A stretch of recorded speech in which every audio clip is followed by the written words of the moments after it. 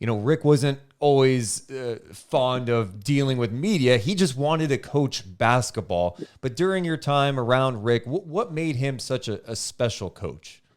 He had a special knack for his players in knowing what buttons to push to make them be their best.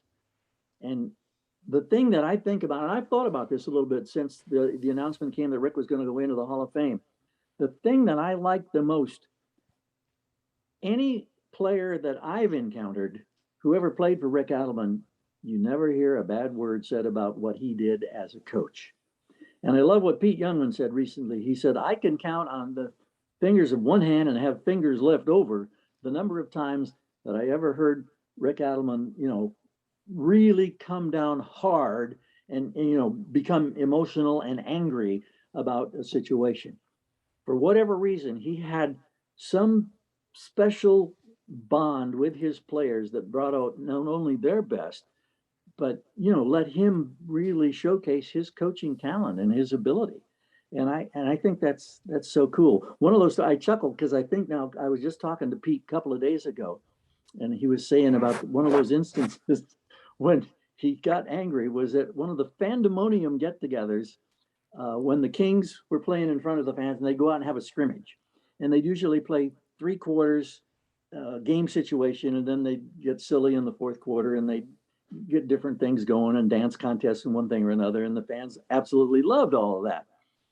It was halftime at one of those games when Rick was really ticked off. They'd been jacking up threes and one thing or another, and he took him to task for it. And Pete says, and G-Man, what happened? The first play of the third quarter, Jay Will hoists up about a 40-footer.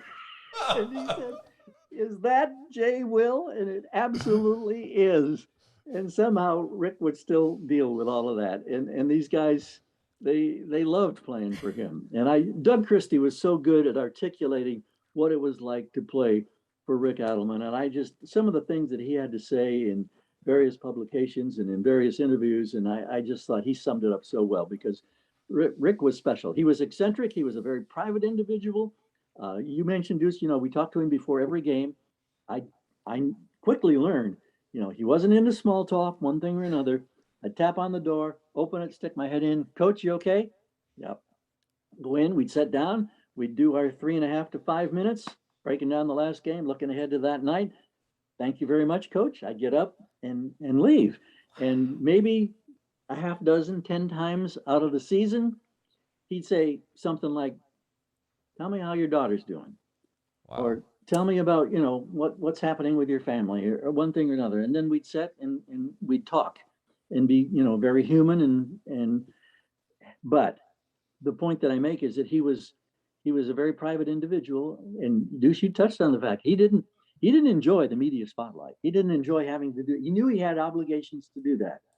And I watched him in the Hall of Fame induction ceremony, and, there were a couple of times that he was struggling a bit. His voice wasn't real strong. You get a feeling of how, even in that moment, while he relished the fact that he was being embraced and brought in to the Basketball Hall of Fame, he wasn't comfortable. That's Rick Adelman. Hell of a coach.